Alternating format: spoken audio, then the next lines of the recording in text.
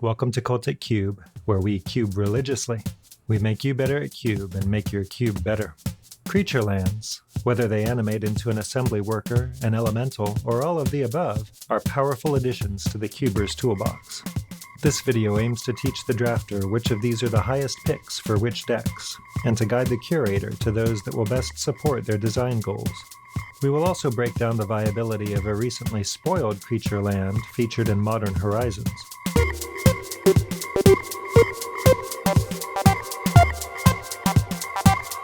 In brief, the majority of the creature lands are valuable. In most environments, these are excellent early to mid-pack pickups, though I would generally not first pick them. The top-shelf creature lands are Celestial Colonnade, Creeping Tar Pit, Mishra's Factory, and Mutavault. Back in 2010, in full hype season for Worldwake, Mark Rosewater enthusiastically likened creature lands to the newly teased iPad. Wait, what? Rosewater's argument was that the creature land, like the tablet PC, represents the beautiful but ungainly marriage of disparate types. Such convergence of categories satisfies a natural consumer desire, and when done well, the result should surpass its constituent components. Rosewater's larger rhetorical strategy was to connect Magic cards to a hot new paradigm in tech, and these new dual-color creature lands were indeed buzzworthy. They made a splash at the time, though not perhaps as big a splash as some cards in Worldwake. Here we'll discuss why many of the Worldwake creature lands continue to be fixtures in cubes almost a decade on, and what is so exciting about creature lands in general. It is, of course, the hybrid nature of the creature lands that makes them so powerful.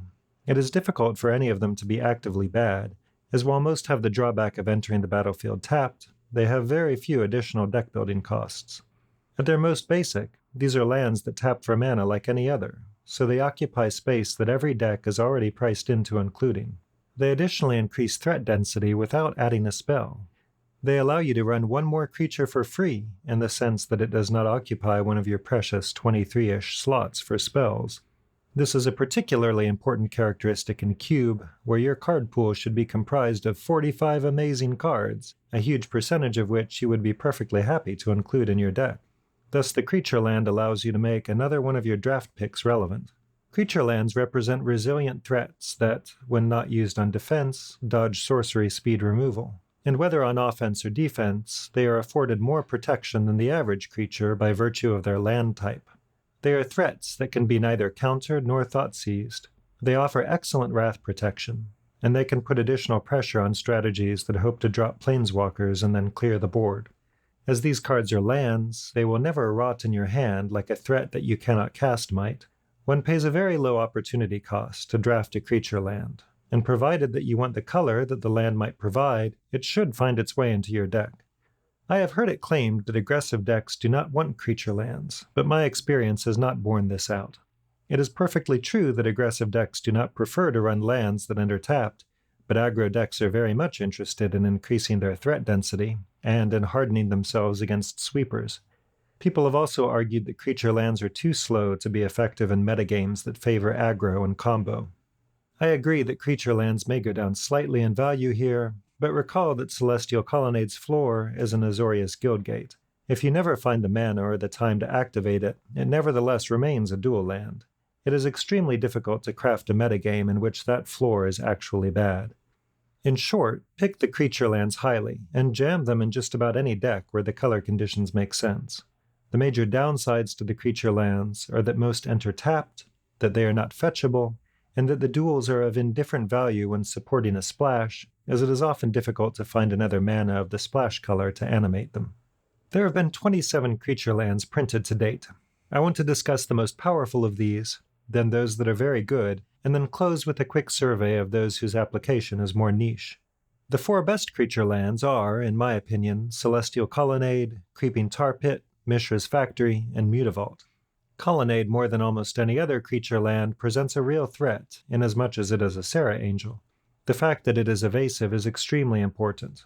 It is valuable in tempo as a flying beater, and still better in control, where it dodges your own board wipes, gives you game against opposing walkers, and represents a real clock. 4 toughness is great, making Colonnade one of the only creature lands to natively survive a lightning bolt. The 5 mana activation sounds like a lot, and indeed it is, But even if the card is never activated, it is perfectly fine. And moreover, the mana cost is not quite as appalling as it might first appear when compared to its peers from Worldwake who activate for 3. Those other cards do not have vigilance, so they effectively require 4 to activate an attack. So an offensive Colonnade, in a sense, costs only 1 more than they. Colonnade is not first pick material in most powerful environments, but it is a strong early to mid-pack pickup when one is already leaning Azorius. And the card is good enough that lower power environments may not want to run this or the next card at all. Although Creeping Tar Pit sometimes looks unassuming to cubers, it is quietly excellent. By itself, it does not represent much of a clock, but its unblockability is a big deal. It can snipe opposing walkers that might otherwise be difficult to find an angle of attack on. Controlling Dimir decks appreciate a body that is sheltered from their damnations. And finally, Tar Pit wears a sword better than any creature that is not named True Name Nemesis. Tar Pit is good enough that Justin Parnell famously added the similar Dimir key rune to the environment he constructed for the first Star City Games $10,000 vintage cube draft in 2018, as Parnell explained on the podcast Solely Singleton. Mishra's Factory is the progenitor of the creature land category, and it remains excellent. It is colorless, so any deck with good mana can run it. Its activation is quite affordable, and it has the real merit of being able to block as a 3/3. Its value is highest in a controlling shell for its ability to survive blocking 2-power attackers, but most any deck will happily run it. Factory, unlike many creature lands, has been printed at uncommon rarity, making it legal in peasant cubes. Mutavault is, of course, quite similar to Mishra's Factory, and usually it does not come into play tapped. However, it cannot buff itself on defense. I rate Mutavault just a hair below Factory. In cubes that support tribal synergies, Mutavault climbs in value. To turn to the second-string creature lands, Treetop Village is the first of 2 single-color creature lands from Urza's Saga that are worth a look. Its activation cost is inexpensive, and a 3/3 Trampler is a real card. It goes up in value the more aggressive one's deck is, or one's cube's green section is, but most every green deck will be delighted to include free beef, even if it's rather more filet mignon than porterhouse. Faerie Conclave is about on par with its green peer. It trades power and toughness for flying, and it is similar in the sense that most decks running blue are happy to have an evasive beater. This is true even of control decks, especially as Conclave, like Creeping Tar Pit, offers a way of chipping in damage on opposing walkers. I won't discuss the rest of the Urza's legacy cycle of creature lands, except to say that the red land is the next best, and all are peasant legal. Frostwalk Bastion was recently revealed for the upcoming set Modern Horizons 1. If we bracket the problem of snow mana for a moment, and think of the card as having an activation cost of 2 generic mana, then the card is strong. It is not quite Mishra's Factory, but it is close. It is comparable to Treetop Village and Faerie Conclave, but better by virtue of being color agnostic. It can effectively fog an enemy's best attacker for 2 turns, first by blocking, and then by locking it down the next turn, even though that might well mean sacrificing this land. The land is excellent when it can be activated reliably, but I would not add snow lands to my environment for this card. Were I to run it, I would errata the card's activation to 2 generic mana, or if I were running a Colorless Matters package, I would make the cost 1 generic and 1 colorless mana. Raging Ravine is quite strong. It is not great on defense, but Gruul decks tend to want to attack. On its first sally, Ravine grows to a 4/4, which is already a body that commands some respect. Raging Ravine is at its best as Wrath Insurance. Green and red both struggle to find card advantage, although this observation is becoming less true of late. When one is in top deck mode without a board, an unopposed Raging Ravine can end games quite quickly. Shambling Vent is the battle for Zendikar-era enemy-colored creature land that I rank most highly. Orzhov decks tend to be grindy, so a little trickle of life can be most welcome.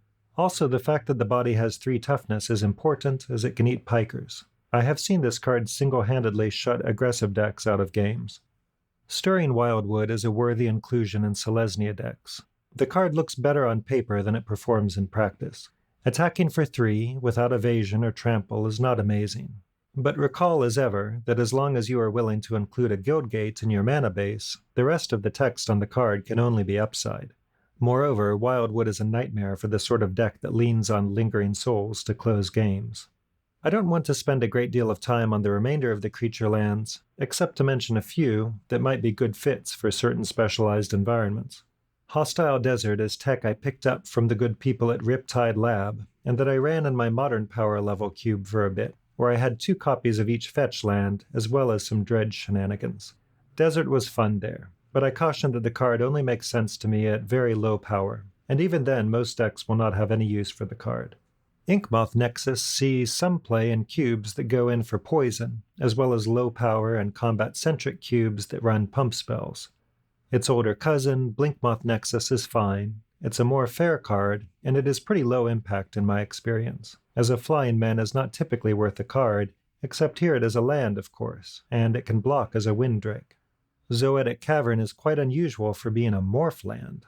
The card only makes sense if one is pushing morph as a theme, but it can certainly be useful to increase morph count. In order to create the guessing game that makes morph an interesting mechanic, one really needs quite a density of morphs in one's cube, which is difficult in powerful environments, as the morph cards tend to be underwhelming. The most successful attempts at morph cubes that I have seen often break singleton or add customs, and they jam in tech such as Zoetic Cavern. Mobilized District is the newest official member of the Creature Land cadre.